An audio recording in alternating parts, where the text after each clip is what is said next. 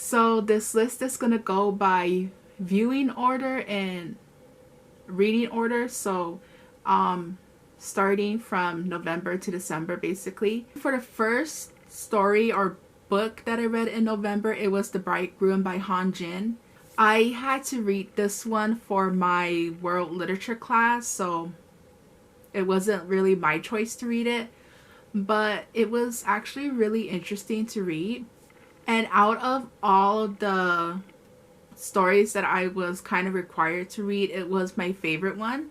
So one of the reasons why this story was kind of my favorite to read out of the ones that I was required to read was because of the themes that were in the story. Some of the themes including homosexuality, societal culture, and culture in general. And there's one more. Oh, and identity, and like the sense of what makes your identity in order to fit in with the group. So yeah, those were like pretty interesting themes to read about. So the second story that I was required to read was A Very Old Man with Enormous Wings by, I don't remember who it was by. Okay. It was by Gabriel Marquez Garcia.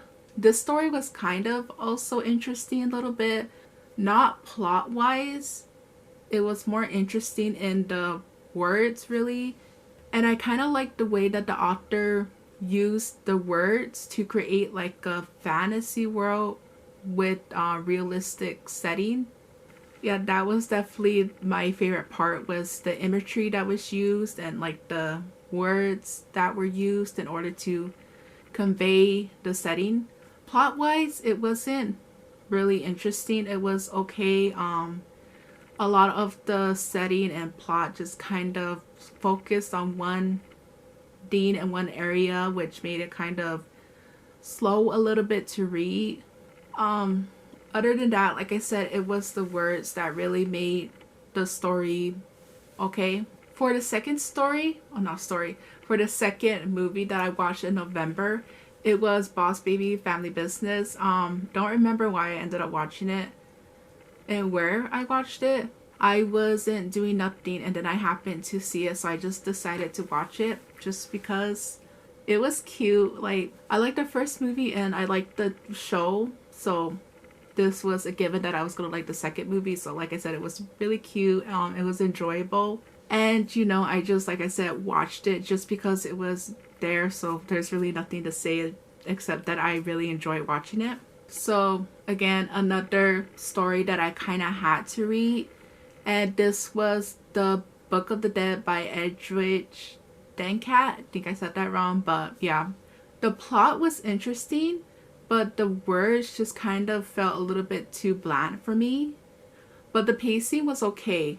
I did kind of connect with the story a little bit, so yeah, this one is kind of like a mixture. It's kind of in the middle, really. The reason I connected with the story a little bit was because of the main character. I don't remember her name. I think it started with an A or something. But she goes on a trip with her dad to Florida, I think, because she is giving one of her art statues to a potential buyer. And while on this trip, she kind of realizes the truth about her father in regards to like his life, and that the person who she kind of idolized in her father wasn't really his true colors, I guess. So I kind of connected with that part a little bit. Yeah, like I said, the story was just kind of like a mixture and it's kind of in the middle. Not really sure how I feel about it. You know, it was another okay story that had themes that I was interested in. Okay, so I did end up reading something that I wanted to read, and that was in December, you know, once my classes for fall were over. It's a manga, and I ended up reading volume 1 through 5 of Say I Love You. All I can say about these volumes is that I love them. They're really enjoyable. It's very lighthearted, but it does have like some serious moments in there that are sprinkled throughout it. So, you know, that's kind of my favorite thing. So I already kind of watched the anime, but I didn't finish it just yet. I didn't get to like the last few episodes. So once I finish with the series, I'm gonna go back to the anime and actually watch it.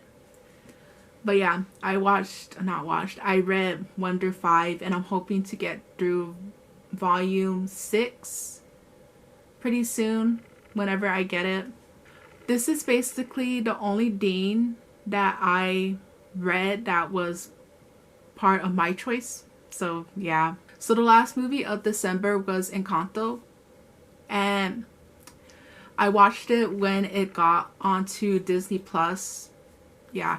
So there's really nothing else to say except that I really, really loved it. I did enjoy it. I did see the trailer, but for some reason the trailer didn't sell it to me. Like, I felt like the trailer kind of downplayed the movie a lot. Either that or I wasn't paying attention to the trailer, but yeah, when I watched it, I felt like it downplayed the movie a lot, and it felt just like another story about a magical family, so I wasn't really too keen on watching it or taking the time to watch it until people on TikTok started talking about it and kind of talking about what the movie was actually about, and revealing that it did have heavy family themes in it. And I think that's what the trailer was kind of missing. I don't know, because I don't remember.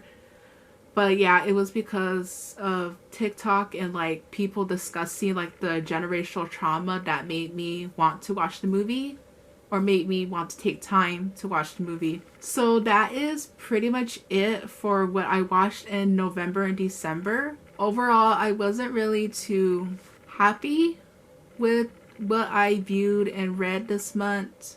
Okay, wait. Mostly, I wasn't too happy about what I read these past 2 months. I was pretty happy with what I watched. Just because what I read, a lot of it was just stuff that I was kind of required to read, and I wasn't, too into them that much, save for probably one of them out of the group that I had to read.